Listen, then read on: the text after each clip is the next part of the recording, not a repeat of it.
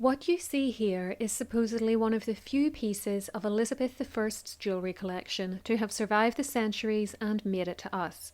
Called the Chequers ring, it opens up to show an undisputed portrait of the Queen on one side and a picture of a woman long believed to be her mother, Anne Boleyn, on the other. Is this really Anne, though? This is History Calling, where I bring you new videos every week on all aspects of the past, and in today's much requested topic, I'll take you through the ring's provenance and the debates around who the second sitter is, for not everyone is convinced it's Henry VIII's second wife, and several other theories as to this lady's identity have been put forward.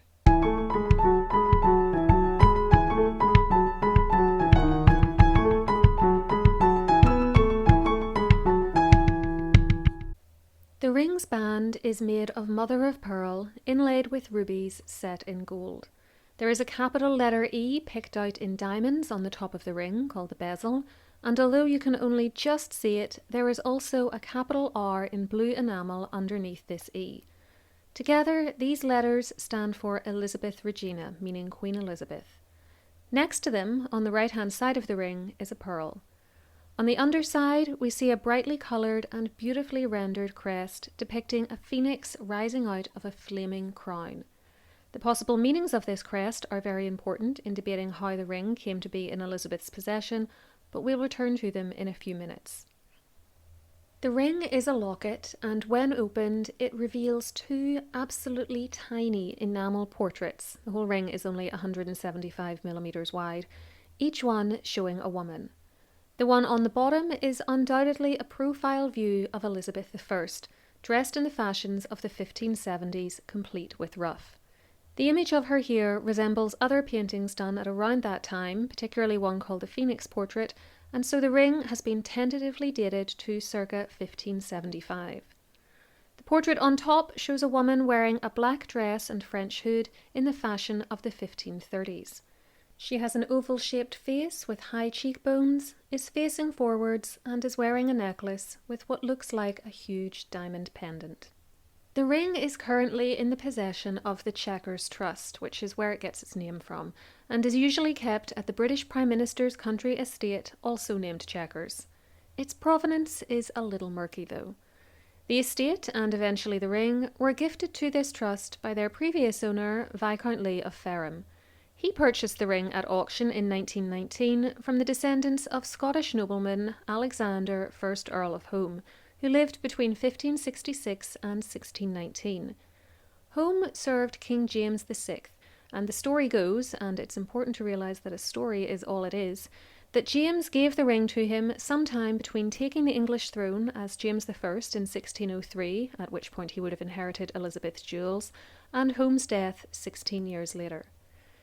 This would certainly help to explain how the ring survived the ravages of the post-Civil War period when the parliamentarians under Oliver Cromwell's rule broke up and sold the royal collection of art, jewellery and furniture, among other things.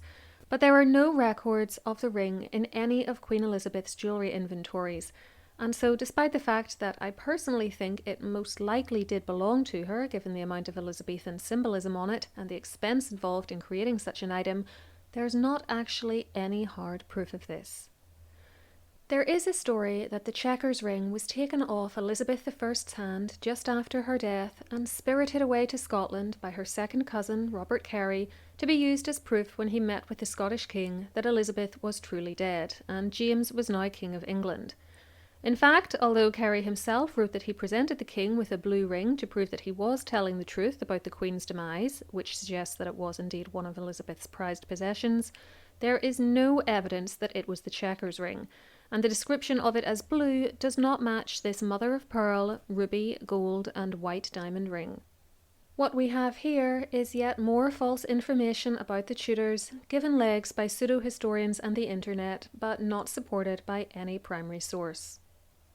Now we come to the identity of the second sitter in the portraits, and there are numerous reasons why she is so often called Anne Boleyn. First and foremost, she is an obvious candidate for a sitter to be paired up with a portrait of Elizabeth, especially in such an intimate and private object as a locket ring. Most people would not have known what was inside this piece of jewellery, assuming they knew it opened at all, And such a memento of Anne therefore makes sense when we consider that Elizabeth was famously tight-lipped about the scandalous and long-dead mother whom she had barely known, probably, in my opinion, because she knew that drawing attention to the dubious nature of her parents' marriage and her own weak claims to legitimacy would do her no good. See my video on whether Henry and Anne were really married and what Elizabeth's legitimacy status was for more details on that topic. The second factor to consider is that this woman looks like Anne. While it is true that the only contemporary image we have of her is a damaged portrait medal, both images show the same oval face with high cheekbones. This miniature also strongly resembles the later B pattern portraits of Anne, so named because she is wearing her famous B for Boleyn necklace in them, which are assumed to be copies of a lost original. In all cases, the women wear black, square-neck dresses and French hoods and are turned slightly to their right. The lady in the miniature even appears to have brown eyes like Anne's. My video on the bee necklace will teach you more about that item's history and is linked on screen and below for you. The assumption that the miniature is a copy of a lost portrait of Anne is further supported by the construction of the hood this woman is wearing. Aside from the fact that it is of French design, which Anne famously liked to wear, having spent much of her youth at the French court, the length of the lappets on the sides, the tips of which are about level with or even a little lower than her mouth, date this lady to the 1530s, as lappet length only got shorter with time. Look back to images of Catherine of Aragon and Elizabeth of York, for instance, and you can see how much longer their lappets were. Indeed, as we'll see in a minute, the lappet length alone all but rules out several other candidates. Finally, let's talk about the hair. One of the most commonly cited reasons for this not being Anne is that the woman here is supposedly blonde, and Anne was famously a brunette. I've always found it strange that anyone would say such a thing, however, when even a fairly cursory glance at the ring's portrait shows you right away that it isn't true. These tiny portraits are enamel, remember, and you can clearly see that some of said enamel has worn off the hair, exposing the gold medal which it is backed onto underneath. This woman is not meant to be blonde, as the very obvious streaks of brown enamel which remain on her hair show. She's a brunette, just like Anne. The fact that we're looking at enamel damage here is further hammered home when we consider that we can see such damage on other areas of the miniature too. For instance, Our Lady in the Hood is backed onto pink, but some of that colour has become chipped also, exposing a brown colour underneath, possibly some of the mother of pearl that the enamel and gold backing is resting on. Also, am I the only one thinking mother of pearl for a picture of her mother? That might be a bit of a stretch, I know. Still, with such a wealth of evidence supporting an identification of Anne, who else has even been suggested as a possible sitter here? Before I answer that question, if you're enjoying this content, please give it a thumbs up, and to get more history delivered straight to you without having to remember to constantly pop back and check my channel, hit the subscribe button beneath this video and switch on all notifications so that YouTube automatically notifies you every time I upload. You can also find links to my social media and Patreon sites below, where I'd be delighted to have you join me as well, and where I share additional history calling perks, including behind the scenes information and early access to ad-free versions of my videos. Historian Susan James, whose work I generally like very much by the way, even though I'm going to disagree with her here, has claimed that the woman might be Catherine Parr, Elizabeth's final stepmother. She cites the close relationship the pair had during Elizabeth's youth, and says the woman in the ring has red gold hair like Catherine. Now, as we've just established, the woman was a brunette, but I admit that this in itself doesn't rule out Catherine, whose hair colour is open to dispute. Her portraits do indeed suggest chestnut or auburn hair, which would be a close enough match to the lady in the ring. However, her corpse was disinterred multiple times in the late 18th and 19th centuries, I'll leave my video on that topic linked for you, and she was found to be a blonde. Her badge, whilst Queen, also shows a woman with blonde hair, though it can't necessarily be taken to literally represent Catherine herself. In essence, you can argue the hair colour any way you want. What is not open to debate, though, is that the hood is all wrong for a woman who was Queen in the 1540s, as by that time lappets only reached the level of the cheekbones, and the Queen of England certainly wouldn't be seen in a hood 10 years out of date, let alone be painted in it, because remember, this enamel must be a copy of a pre-existing portrait.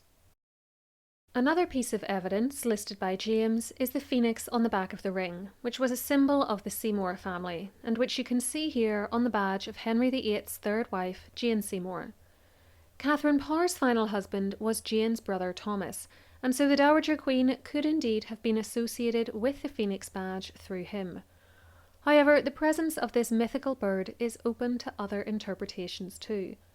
Elizabeth herself frequently used it as a symbol, that's why there's a painting of her known as the Phoenix painting, for instance, and if we accept the second woman in the ring is Anne, it can also be read as a reference to her surviving the fall of her mother and rising, like a phoenix from the ashes, or crown as the case may be, to become monarch. It might also be an indication of who gave her the ring, rather than having anything to do with the identity of one of the women shown in it. Diana Scarisbrooke, for example, points out that it might have been a gift to her from a member of the Seymour family alive in the 1570s, and David Starkey suggests Edward Seymour, Earl of Hertford and son of the Duke of Somerset, who was seeking to restore his reputation after angering Elizabeth by marrying her cousin, Lady Catherine Grey, in 1560 without royal permission. Certainly, money was little or no object for whomever commissioned it. The materials used and the expertise required to create such an item, encrusted with diamonds and rubies and containing exquisite portraits which are the size of fingernails and yet still remarkably detailed, will not have come cheap. Lastly, Susan James is also far too quick, in my opinion, to rule out Anne Boleyn, dismissing her by saying that there is no evidence to support such an identification other than her relationship with Elizabeth. As I explained a few minutes ago, however, there is in fact ample evidence to back up the idea of the woman in the ring being Anne. Another person suggested as the second sitter is Elizabeth's former servant, Cat Astley, also called Astley, who raised her during much of her childhood. Other than the fact that Elizabeth loved her, however, there's nothing to support this identification.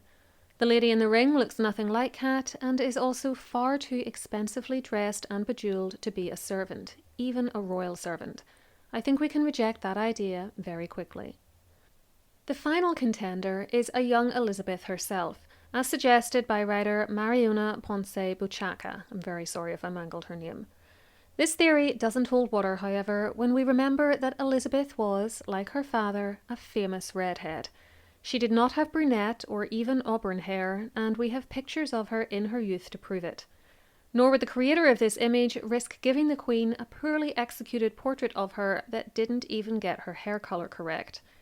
In addition, Elizabeth was only born in September 1533 and was thus a baby or a young child in the remainder of the 1530s. By the time she was old enough to be painted like this, French hood styles had changed, as you can see in this portrait of her done in the mid-1540s, when the lappets on her hood finish at her cheekbones. Even if you want to argue that the second sitter looks like her, this is easily enough explained by a familial resemblance between mother and daughter. Furthermore, if the ring showed only Elizabeth, there was no reason for her to have such a personal item made or gifted to her with its little hidden compartment, and I feel it would be odd to walk around with two tiny pictures of yourself hidden in your jewellery rather than of yourself and a loved one. Locket jewellery is still popular today, for instance, but I can't say I've ever come across anyone using it to display only themselves. Finally, if this was a present, whether from a Seymour or not, rubbing in what the ageing Gloriana used to look like in her youth, whilst juxtaposing that image with a picture of her in the 1570s as her looks faded, would have been the height of stupidity. It is for the same reason that I find it equally unlikely that the famously vain Elizabeth would have commissioned such a piece herself. To conclude, I believe the woman pictured in the Chequers ring alongside Elizabeth I is Anne Boleyn, with the image most likely copied from a lost original portrait and possibly the same painting that was the basis for one or more of the bee pattern pictures we have today. The facial structure, the resemblance to other images of Anne, the style of the hood, the colour of the hair, her relationship to Elizabeth, and Elizabeth's need to not publicly acknowledge her mother, all make her the most natural fit when it comes to identifying this woman. Furthermore, as the ring was created within living memory of Anne, and almost certainly made for her daughter, I also think it's a reliable likeness of the former queen, not to mention a beautiful and no doubt highly meaningful item for Elizabeth to have owned and worn. Before I leave you for this week, I'd like to thank my patrons and those of you who donate to the channel using the thanks button beneath videos for your generosity. If you'd like to check out my Patreon site as well, remember to click the link in the description box beneath this video. Let me know in the comments below who you think the lady in the French hood is, and if you'd like to learn more about famous jewels or the Tudors, try one of these options next. Whatever you choose, please enjoy, and until next time, keep learning.